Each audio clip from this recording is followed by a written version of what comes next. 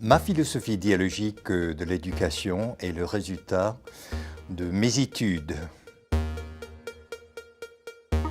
Je me suis rendu compte qu'en fait, l'enseignement se passe entre les imaginaires de deux individus, soit de l'enseignant, du professeur, du scientifique, de l'artiste, et l'imaginaire de l'élève, de l'étudiant, de celui qui écoute la musique.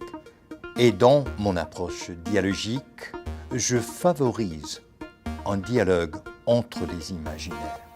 Comment pourrait-on donner voix à tous ces étudiants, de sorte que l'éducation supérieure devient active et que l'étudiant est partie prenante dans cette quête de la vérité qu'on appelle l'éducation. C'est un changement de paradigme pédagogique, de mettre l'éducation autant entre les mains des étudiants que les professeurs. Il y a évidemment une question de contrôle. Toute institution cherche à contrôler.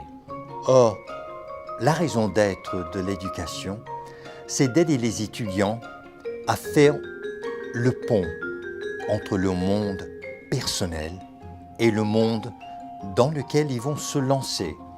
Et comment est-ce qu'ils peuvent apprendre à penser pour eux-mêmes et s'exprimer de façon créative.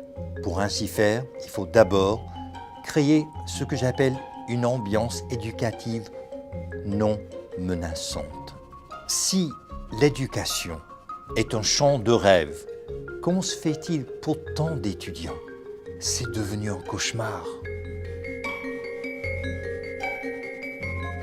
Combien de fois ai-je constaté que l'étudiant universitaire actuel se sent seul, aliéné, voire menacé, parce que c'est une ambiance de concurrence. Si on créait une mentalité de communion, on créera ainsi une ambiance positive, où on n'a pas peur d'avoir un avis différent, où surtout on n'a pas peur de contester, parce que le savoir est en devenir. La vérité, elle n'est pas fixe, elle est organique, elle change, elle évolue. Voltaire disait, n'est-ce pas, de la discussion jaillit la lumière. J'estime que par une approche dialogique à l'éducation, on aura des gens beaucoup plus engagés dans la société. Si on ne peut pas communiquer, on ne peut pas enseigner. Ma raison d'être maintenant, c'est d'enseigner l'enseignement aux enseignants. Tout enfant se croit un artiste jusqu'à ce que les adultes lui disent qu'il ne l'est pas.